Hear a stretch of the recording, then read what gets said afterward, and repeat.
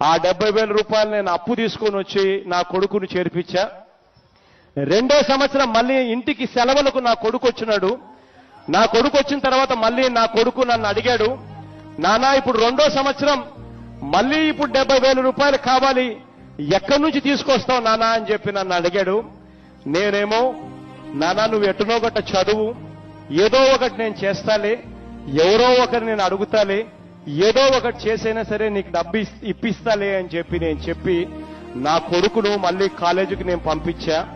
నా కొడుకు కాలేజీకి వెళ్లి నా బాధ చూసి సంవత్సరం తన వల్ల తన చదువుల కోసం వాళ్ళ నాన్న 70,000 రూపాయలు ప్రతి సంవత్సరం అప్పు తీసుకొని వచ్చి చదివించాలంటే ఆ అప్పు చేయలేక, భారం భరించలేక ఆ తల్లిదండ్రులు అవస్థలు పడుతున్నారు అని చెప్పి నా కొడుకు కాలేజీలకు వెళ్లి అక్కడ ఆత్మహత్య చేసుకున్నాడు అని చెప్పి గోపాలన్న నాకు చెప్తే నిజంగా ఏడుస్తూ అన్న చెప్పిన మాటలు బహుశా నా జీవిత కాలంలో బహుశా నేను ఎప్పుడు కూడా మార్చిపోలేనని చెప్పి నేను చెప్తా ఉన్నా.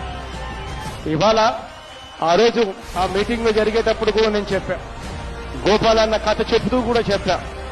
నేను ఇవాళ ఆ గోపాలన్న చెప్పింది నవరత్నాల్లో కూడా పొందుపరిచా. ప్రతి పేదవాడికి నేను ఇవాళ హామీ ఇస్తా ఉన్నా, పేదరికానికి, చదువులకు పేదరికానికి సంబంధం లేకుండా చేస్తా.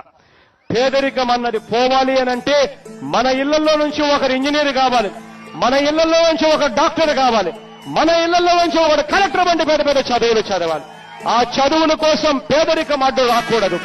గోపాలన్నకి జరిగింది ఏ నాన్నకు కూడా, జయతండ్రికి కూడా జరగని విధంగా చేస్తానని చెప్తా ఉన్నాను. ఆ పిల్లల్లో దగ్గరుండి నేను చదివిస్తాను, ఎన్ని లక్షల రూపాయలు ఖర్చు అయినా అని చెప్పి నేను చెప్తా ఉన్నాను.